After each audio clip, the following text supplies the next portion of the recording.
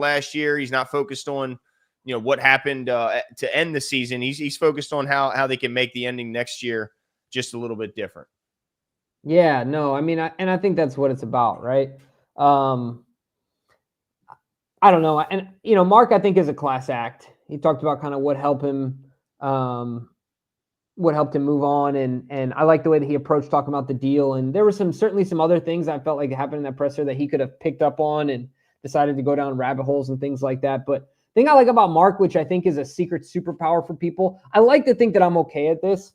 I'd like to be better, but keeping things simple, like keeping the first thing first, is important, right? And I think Mark does a really good job at that. I think he seems to have fully turned the corner here.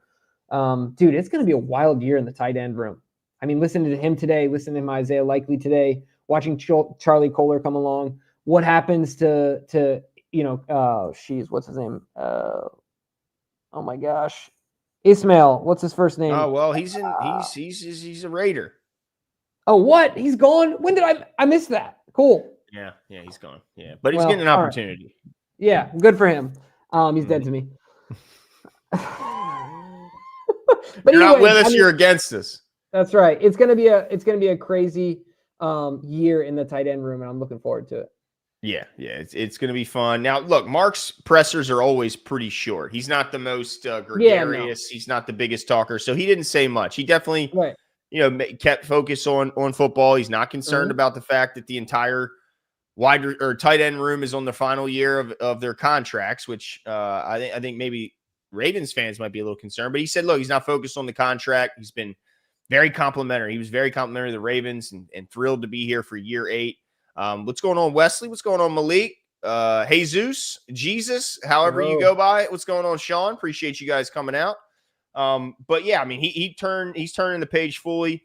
But he was very complimentary also of Todd Monken's offensive mind. Yeah. He talked about how he always pushes them to be better at every single detail. Stuff as simple as rushing up to the line of scrimmage more quickly. That way Lamar can, get started seeing what he's seeing and making adjustments or changes. Man, but outside of that, Jimbo, not a lot from Mark Andrews. We heard more from Isaiah Likely talking about Mark Andrews than Andrews talking about himself.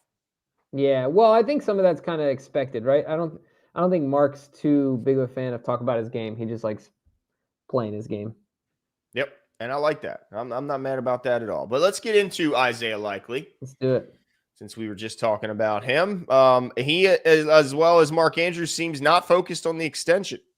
And again, very complimentary to the Ravens, talking about how they took a shot on him, and he'd certainly like to be here for a very long time, but not concerned about when that contract extension is signed. If it is signed this year or before the season, he says he's not concerned. So, but excited to have Mark back. Calls him his big brother. Mm-hmm. He said he told him last year, he said, look, one play is not going to define you, and it shouldn't make you forget that you are all pro Mark. And I love that from him because he is all pro Mark, and one play should not change that. Now, look, it was an important play, but it's one play, and we wouldn't have been there without Mark Andrews. So I love the fact that Isaiah's hyping up his teammate. He credits the incredible attendance at OTAs to everyone got the memo, is what he said. And he talked about how tough that loss was for everyone. And then rather than shrinking and wilting, no, they're back at it. They're ready to go, and they're certainly excited. So there's only one thing I have to say to Isaiah. Isaiah, don't wear number 8 after we win the Super Bowl. It's got to be retired, right? Yeah, just let it be. Don't do it. There's tons of different numbers out in the sea. Just leave it alone.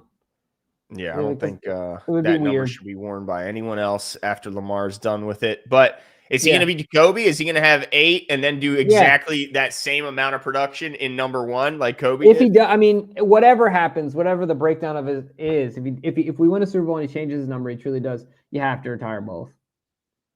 Just like, and then remember how Kobe's career was literally identical in both jersey numbers. It was very eerie. The only thing he did, he had 3 titles in 8, right, with Shaq. And they had 2 titles in 24. I think that was the distinguishing difference. But but as far as all that stuff is so even, it's crazy. Yeah, no, absolutely. But to your point, I'm looking forward to seeing what Isaiah can do this upcoming year. I know he loves playing with Lamar. I like that he takes on the responsibility of, what did he say, Glenn? It's either his ball, it's nobody's ball. I like that. So yeah, no, I'm looking forward to this tight end room, man. It's gonna be really exciting. Marcus Orr says, I hope Lamar's stats 8 regardless. Changing numbers is corny. Stays. He stays, yeah. Yeah. He doesn't like the jersey switch, huh? Okay. Lamar can do whatever he wants to do. I tell you what, though, I kind of agree with Marcus. I agree. Like, could you imagine if Ray would have changed 52 at any point? Like, do you imagine Ed Reed in a jersey not number 20? Like, I don't know. I kind of agree with him. Yeah. But I also think that Kobe stat is pretty dope. Yeah. Yeah. Either way. Let's see. Shout out. Let's go. Shout out. Is this it? Who is this? The one and only. Is this Trigger? This is Trigger T. Back in the building. I didn't know if this was the OG. I'm like, wait, when did he get on YouTube? No, heck. You know what? He is on YouTube, but only for music purposes. Actually, no, he watches the show. Jimbo, he watches the show. That's true. Yeah. But I mean, then to comment. And commenting, that's outside of his range. Yeah. Yeah, no, for sure. And but believe me, we talking about all this Kobe. We're going to talk about a different Kobe a little bit later in the show. Yeah. Schmuck of a Kobe. If you guys haven't seen the news, there's a different Kobe. Spells his name different. He's a rookie this year, and he's a schmuck. And we're going to talk about that later. But also, Isaiah, last thing from Isaiah, he said he wants to be the ultimate chess piece. Doesn't need to be, the number one this, the number one that. Move him around, make him a chess piece, make him the ultimate offensive weapon, and I'm all for that, Jimbo. Dude, I love that, man, and I think that's a right mindset to have. But Glenn, I think we got to talk about your favorite Raven. Who's that? That's Odafe Oweh. Let's get into it because we got to save Harbs for last. So, let's. So I want to read a couple quotes here. Okay, all right. I wish anyway. He says, I'm working on refining my moves and being more consistent. I know it can be a game changer for this defense. The other thing he said, I'm just focused on balling out this year. The business side will handle itself in regards to his contract, right? But what's your take on, like, do you have renewed expectations for this guy? Do you really think that there's still opportunity for improvement here? Or is that you just, being contrary to me? No, I actually look, I'm encouraged by the fact that he put in all this work. The fact that he is out there putting up 15 to 20 pounds of muscle, working on things that I think he struggled at. Speed is one thing, but you got to be able to convert speed to power. And it just didn't seem like he had the power specific. And he talked about it. He said he needed to be stronger against the run, said he needed to be stronger at the top of his rip move. Like, I'm encouraged. I mean, you're talking about a guy who looked jacked, Jimbo. And he says, now this is him saying it, we don't know for sure, but he says he didn't lose any speed or quickness. So if you're telling me this guy's putting on that kind of muscle, he went from 245 to 265. He's never weighed 265 in his life. That sounds like an outside linebacker in Baltimore, 265, not 245. That seems a little undersized. No, this is just a late bloomer. This is Paul Kruger, Jimbo. This is a guy who just took a little bit longer. We saw the beginnings of it last year, getting double-digit sacks. He says he should have had more. He says someone got away from him, some were taken away from him, Jimbo. But look, I think he wouldn't give us his number that he's got. He's got a number in mind. I bet that number's 15 is what he's thinking. I'm going to say more like 13, but I think 13 sacks this year is Odafe's goal. I'm going to say goal. Oh, goal. Okay. Not floor. Okay. Not expectation. Okay. Goal. Woo. Okay. Why is Glenn the people's champ? Because I am, Jimbo. No, but he's saying that's why. Well, the number. I think he's talking about the number thing still. But right, because he agreed with you. Yeah. My thing is, like, Lamar can do whatever he wants to do. Yeah. Like, I just don't have a strong opinion on it. And he's going to do it, by the way, if he wins. I mean, he's not about saying things and not doing them. It just doesn't. Isn't number one homage to his dad too, or was that just the number he grew up with? Yeah, it's his dad, has to do with his dad, right? Yeah, I know he talked about it on the lounge, I think, right? Yeah. Okay. All right. And then one thing I found interesting, everyone else asked about the contract situation because Mark and Isaiah were both asked about it. They said immediately, nope, on the back burner, not even thinking about it. Where Oweh said, well, I'm not focused on it, but I can't lie and say it's not in the back of my mind. So he at least allowed it to. And look, these other guys, they're lying if they don't think, if they're just honestly trying to convince us that it never pops in the. Nope, only focused on football. Heck no.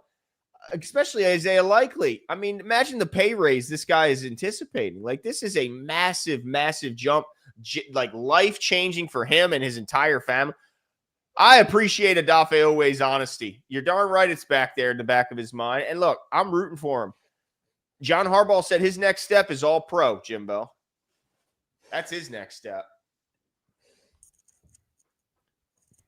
You're rooting for him to get a big contract from the Ravens or to play really well? Huh? Are you rooting for him to get a big contract from the Ravens like now? Well, both. You want him to get a contract now? Jimbo, a Browns fan said you look jobless. Why do I look jobless? He said you look jobless in the, like, man, you couldn't be more wrong about Jimmy. I don't know. I think I look pretty good. Hater. We got to hate. Imagine being a Browns fan. Look, ladies and gentlemen, this is one of the best things about being friends with Glenn is like, once you're in, if anybody tries to be mean to you, good luck. I've tried to tell people before, you're opening up a can of worms here. You're going to have to deal with it yourself.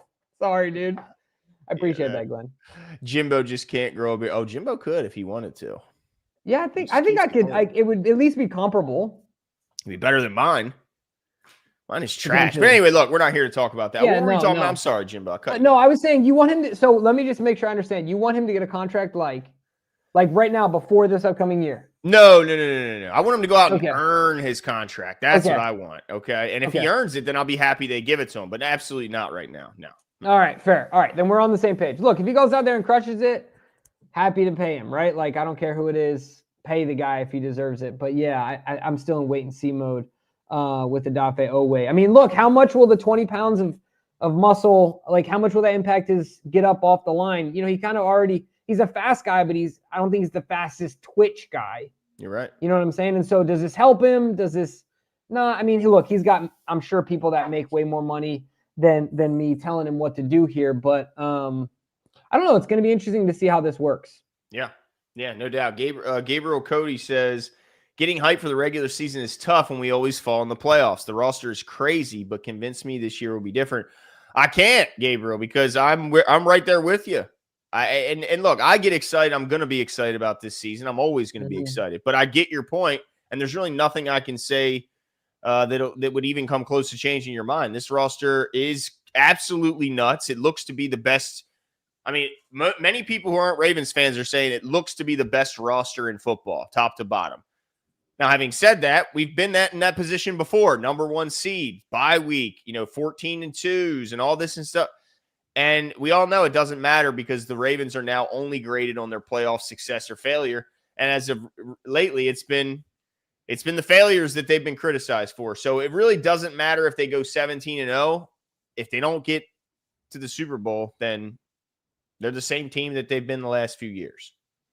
Yeah. No, I think, did I see that two of the top 5 likeliest scenarios for the Super Bowl matchup, the Ravens are in? Yeah, we have the best odds too. Yeah. And what in power rankings, I think we're number 3 right now. So certainly, look, all expectations are that we make a playoff run, right? And to your point, Glenn, and to what Isaiah said, is like everybody got the memo. I think that's top down. I think we can see what Eric DeCosta has done this offseason, and I think what he'll continue to do within his responsibilities to go more all in. I think that's one thing that Eric is learning, right? Like, what's that ever escaping balance between having an eye to the future and going all in at the same time? And I think we've seen some things. Paying Derrick Henry big time, I think, is an all in move, and others. So, and obviously keeping Ronnie Stanley and making sure there's no doubt he was getting out the door instead of saying, oh, we'll just draft one in the first round. Keeping a known commodity, I think, also important as well. So I'm looking forward to it. I know you want to talk about John, so let's move right to John's presser and takes here, Glenn. Let's do it. Yeah, go ahead. All right. Well, first thing you start off is complimenting Lamar. Talked about the shape he's in. Talked about, you can tell by how the ball's firing out of his hand. I mean, just top to bottom, complimented his attempt, the fact that he's there, and his enthusiasm, the way he interacts with his teammates. I know Jimbo, there's a couple clips that came out where you can see. I mean, he just loves football, man. He just loves ball, and he's putting in the work. He looks good. John was, again, very complimentary. So, yeah, I mean, Lamar looks good, and he's here early, which I love. Yeah, no, that's always what we want, right? We want him around as much as possible, and like we mentioned before, I'm super happy about that as well. You also talked about DeAndre Hopkins, and kind of talked about his excitement around DeAndre, calling him a heck of a football player and a gifted guy. I've already kind of expressed how I feel about what kind of an impact DeAndre Hopkins will have in this offense. Where are you in that, Glenn? What kind of impact do you see him having? And does him being out there early do anything to further persuade you that I'm right? Well, I think injuries aside, I think you could be right from a touchdown standpoint. But I don't know if you're going to be right just from volume standpoint, because I think what Harbaugh talked about is Hopkins will be used as a big body contested catch receiver. So I think he'll be used to move the chains. He'll be used when we get down the red zone. But I don't know if if I had to rank him as targets on our team, like where would you rank him when it comes to targets? Like Zay is going to get more targets. Would you say that's fair? Zay's an out. And then is Bateman going to out target? I don't know. That's a good question. Yeah. I think he will. I think Bateman gets more. I think it's more likely than not. And what about Mark Andrews? Oh, I mean, I guess he has to, right? Kind of has to. And then you got Isaiah Likely, who everybody wants to take over. I think he gets more balls than Isaiah Likely this year. But you can see the point. At the best, he's the fourth, the third. So I don't know if he'll get that, but I do think, man, the impact that will be felt just every day at practice, in the locker room, on those big third downs, those big red zone plays. Like, just because he's not getting 80 targets doesn't mean he's not going to be incredibly valuable and impactful. I think his ability. Look, there's not many receivers that don't have top end speed that can separate still at a high level. I mean, Mike Evans is one of, DeAndre Hopkins is another. Doesn't need speed. So I got to imagine he can teach these young guys who already get open at a high level, who do have speed, how to get even more open, and give them certainly some tricks when it comes to releases off the line of scrimmage. He's one of the best. His release package is pretty crazy. So yeah, impactful, no doubt about it. But I don't know if you'll be able to catch the production from a catch and yard standpoint of DK. But you've been right about this shit, Jimbo. So yeah. Probably wrong again. No, but I'm very excited about him being out there, and I know he's excited to be with his boy Derrick Henry, be out here with Lamar Jackson. But yeah, I think John also talked about, and we've talked about it, the attendance, talked about the team's work ethic and the shared mission, right? Like, man, I don't know how else to say this in different ways, but I feel like last year was different than the year before. Somehow I felt more heartbroken this year than the year before. And I don't know, I feel like the team is the same as far as how they feel. Last year was just so rough, man, because you saw the path. You saw it, even though we were further away. It was the AFC Championship game, but my goodness, man, we saw it. We saw it was right in front of us, and we just didn't make it happen. So I like this team coming in early and getting it done, and understanding from day one what this is about. No doubt, no doubt. Don C says we can't lose the winnable games this year. Buffalo has a super easy schedule compared. Hold on. Buffalo has a super easy schedule compared to Buffalo. Probably maybe he meant compared to us. I don't want to travel to the Bills. We need the first. Yeah, I don't want to go on the road to Kansas City or Buffalo. I want the bank to be hosting all of playoff games, including the AFC Championship. But yeah, you're going to have a tough schedule. Certainly the first 6 games, you got to come out of that in a decent fashion. You can't come out of that, 2-4 or anything like that. But look, the Ravens always have a tough schedule. Yeah, I'm not really worried about it. Right. Part of that is being in the AFC North, right? Like the Bills are always going to have an easier schedule than us because they have 5 cakewalks. Yeah, that's a good point. 5? Is my math right? 6. 6. Yeah, 6. 6 cakewalks. I mean, it just kind of is what it is. It's a different situation because, that's I mean, they're going to win their division just walking out there. Mm-hmm. Yeah, no doubt about it. Appreciate the super chat, Don C. But also, John Harbaugh was asked about Trenton Simpson and what he needs to improve at, and it's pretty clear. Like usually, coaches will say everything. Trenton Simpson needs to be better at processing the information in front of him and reacting accordingly. His processing speed is far too slow, and it makes him play way slower than the ridiculous athlete that he is. Mm-hmm. If that processing speed catches up and allows him to be as athletic as he is, then he could be crazy. But as it stands right now, that's the focus. And John said reps are certainly going to help with that. He needs that. I expect Trenton Simpson to play a ton in preseason. They got to figure out what they got in Trenton. If they can count on him this year for anything or not, the only way to know is getting him out there. I think we're going to talk about some joint practices here coming up. And, of course, the preseason games are going to be essential. He's got to get better at his processing speed, Jimbo. Yeah, 100%. And it's going to be really interesting to see the open competition there at linebacker. I think it's going to be intriguing and fun, honestly. Oh, yeah. Man, I just hope he can win it, man, because he's got the athletic tools, man. He could be something crazy out there for us. But you can't do it if you don't know where you're going until it's too late. Right. He talked about Keaton Mitchell, looks like the burst is back. That's what I was going to say. He's all over the Ravens website. How much of an X factor is that guy going to be, man? Just don't know how he gets on. How does he get on the field, Jimbo? I don't know, but they have to get him on the field. Like, got to find a way, but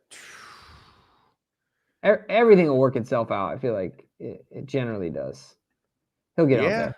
Yeah, I hope he finds a way because I'm just like, man, I don't want Derrick Henry to get any less snaps than he got last year. If anything, I want more. 1,900 yards. I mean, and then Justice Hill was fantastic. So I do think Keaton's got an uphill climb. But yes, burst is back. He's not thinking about the knee anymore. And man, he looks fast out there. So hopefully we'll see enough of all three of those backs. Also, want to get your take on this, Jimbo. John Harbaugh was a little more forthcoming about talking Justin Tucker this time around. He talked about he said, look, it's a very complex situation, but what we had to do was make sure that when the season was here, we had a kicker who was ready to make kicks. And so that made me think, man, I guess they are anticipating some sort of punishment from the NFL. Because that made me think, like, how can we prepare for a season when we have no idea what kind of punishment this guy's going to get from the NFL? We know it's something, but we don't know what it is. And I was just surprised that he kept saying how complicated it was because in the statement, they made it football only. It's a football decision. This is football, football, football. That way they wouldn't say the wrong thing and, you don't get any issues. But he kind of was a little more forthcoming, Jimbo. Yeah, I mean – he called the situation complex, right? And I think that's a fair description of it. John was a little more forthcoming on that than I was expecting him to be, right? Like it's normally like a flyby. But we had a statement and we stand by it, Yeah, that type thing. It will be interesting. I'm interested to see if Tucker does end up playing anywhere else or if he just calls it quit. That's going to be a headline. But also, Jimbo, Tyler Loop didn't kick today. He kicked yesterday. Hoyland kicked today. Apparently, they're swapping days. So, is this like it feels like a true competition. And if that's the case, I mean, I guess it makes me wonder why they felt the need to draft one and not the other. But are you a bit surprised that, he's a young guy. You think he could kick on back-to-back days? Like, why are we're swapping? Like, I don't know. How do you feel about that? No big deal? that is weird. I do want it to be an open competition. I think the reason that they took the pick, that they used it, was because they felt like anybody else they take at that pick was not going to make the team anyway. Do you know what I mean? Based on numbers. And so take him, secure the pick, don't have to compete over him later on. Right. DK Samuels had 11 picks. But I do think it is to the kid out of Wyoming's advantage. Having kick, if you can kick in Wyoming, If anybody knows anything about Wyoming, the winds are nuts. I mean, if you drive through Wyoming the wrong time of year, you'll see nothing but 18-wheelers on I-80 tipped over on the highway. I mean, and I'm not even like I've multiple double digits, right? In a drive across the country, you see 10, 12, 15. I think the last time I drove through, I probably saw there was 58 or something like that mile-an-hour winds and higher gusts than that, right? So like it's nasty weather is my point. And so I think that could be to his advantage. Wow. Yeah, that'd be something. You're sitting there riding a Oh, truck dude, that it's size, insane. and you get blown over. You remember my little Civic hatchback, my little green one? Yeah. All my life, my whole life in the back, I'm driving across Wyoming, and the winds. I got lucky because it was weighed down. I didn't even think about that. I had my whole life in it, and it's already low to the ground, so I'm just like a bowling ball, right? And I'm watching these 18-wheelers, gust of wind, and I mean, just over, dude. I'm like dodging them. Yeah, it's ridiculous. Yeah, it's a wild thing. That's absolutely nutty. Also, getting back to John Harbaugh, he talked about Adarius, the Achilles tear for Darius Washington. He said it was a clean tear, and that he's eyeing a November, December return, and thinks because of the fact that it was a clean tear and typically a tear in which people come back quicker from, maybe, like, do you think there's any chance that we can count on an Darius Washington late season return? No. I don't want to count on it. You asking if we can count on it? Yeah. No. Poor kid. No. I don't want to put that pressure on him. Okay. All right. No pressure. Okay. But excited to hear at least that it was as good as an injury it could have been, right? 100%. And of course, we want our Darius back, and we want him to be 100%. And I don't think any other show roots for our Darius Washington as hard as this one does. So we're looking forward to him being back, but I just think that might be a little unrealistic. I do too. It was pretty cool though hearing John say, "Look, I'm going to say it, he's a great player." I loved hearing it. Like, he wasn't shy about, like, he's a great football player. We're going to miss him. Marcus Orr says, any chance we still could sign Clowney? Absolutely. I think absolutely there's a chance. I don't know. We don't know that, like, if there was any bad blood on his return, like his departure. We don't know how the negotiations went. You know, if the Ravens feel slighted in any way, then I think it's a long shot. There's also not a great history of players leaving, playing a year elsewhere, and then returning. Michael Pierce is really the first name that jumps to mind, but I can't think of many others that played elsewhere and then came back. So I don't think it's incredibly likely, but man, I'd be absolutely all for it, especially if it's an incentive-laden deal. Yeah, I think the longer he stays on the market, I think the more and more likely it becomes. Yeah. Okay. Because it just is and this is what the Ravens do. I think we're one of the best at this. And so, yeah, I think the longer he stays out there, the more chance we have. So that's my take on it. All right. Let's see here. I think there was another super chat here, if you want to throw that up. Yeah, there we go. Can you Lamar's read that? Throwing for 47. Yeah, Lamar's throwing for 4,700 plus yards and running for 1,001 yards. So saith I. Okay. Seeking. The Seeking. Yes. I really hope that you are on a boat somewhere, like a what are they called? Like a sailboat in the middle of nowhere with some sort of access to the internet and watching the show. Just with a big beard. Like somehow there's like lightning in the background, you know, and he's just watching the show. Yes, C King, this is true. I don't know about that 1,001 yards, but yeah, I mean the passing of the football is going to be ridiculous. I think Lamar's efficiency somehow is going to get even better because year 2 with Derrick Henry, year 2 with our offensive linemen for the most part, and of course another year in the system, DeAndre Hopkins, and otherwise, yeah, I think it's going to be ridiculous. But Glenn, I have a question for you. Cole seems to be watching the show because we kind of had this conversation. You remember we talked about Emery having a chance to start at right guard? Yeah. So Cole thinks he should be our starting right guard. Okay. I like that. Yeah. I mean, but you kind of laid out last time, you know, depending on what the status is of his, you know, when he returns and what how much time he's able to get, right, with recovery from the injury. Yeah.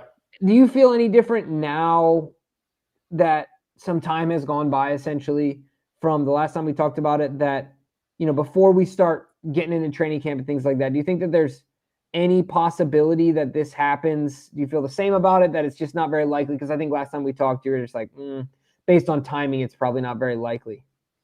Yeah, well, here's the thing. It's a good problem to have because the floor right now is Daniel Faalele. We know we have that. That's in the back pocket. It's not going anywhere. And so the only thing that could happen now is that Emory Jones could prove to the coaches that he is better than Daniel Faalele right now as the option at right guard. And then Faalele is your super backup. Like, I'd be all for it. I just think it's a very tall hill to climb because he's switching positions. He's not switching sides, but he is a career right tackle, and now you're kicking him into right guard, which, it's not as severe as switching sides where you have to basically do everything in the opposite direction. He's still in the same, but it's still a different position, and he's making a leap to the NFL. So he's changing positions and making a big, massive leap in competition. And he's starting that with a shoulder injury. So I just think it's incredibly unlikely to expect Emory Jones to beat out Faalele, who was a Pro Bowl alternate and got better as the year went on. There's just no doubt he got better. So, and he's really, outside of today, incredibly healthy and reliable. So while I'd be happy if that happened, because if that happened, Jimbo, if Emory was named the starter, that means he beat Faalele out.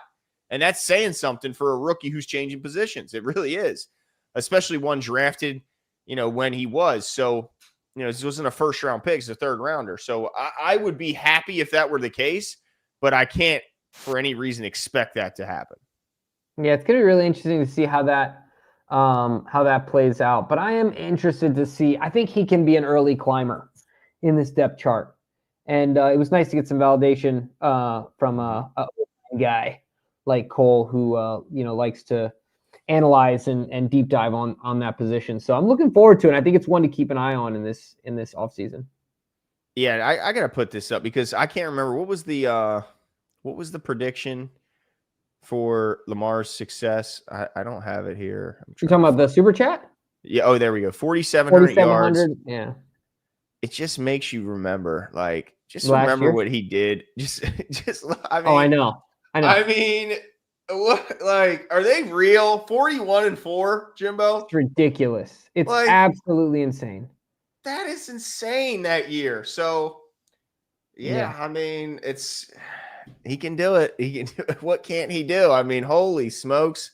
Yeah. That is a ridiculous season. And he didn't win MVP, Jimbo. Just remember that. Yeah, the most fraudulent MVP I've seen in my lifetime. That's for sure. Just voters being bored. Right. Yeah, that's what it seemed like. But let me all right, let's switch to the last thing what I want to talk about with Harbs, which is exciting. It's good news. The Ravens will be having some joint practices this year. And I think those are the most valuable thing in preparing for the NFL season, in my opinion, are those joint practices, because it's the most opportunities you get to see one-on-one, ones versus ones, twos versus two, threes versus one, however you want to do it in a structured, controlled environment. And you can really see what these guys got against other schemes, other players, guys that don't know. I mean, it is playing ball with your buddies. They know every move you have. They know every weakness you have.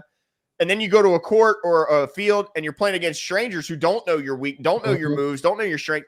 It's totally different. It's so I was super excited to hear that the Ravens are not going to only have just one, but they're going to have two joint practice sessions with two different teams. And that is crazy valuable. That's two different schemes, two different ways coaches are teaching techniques.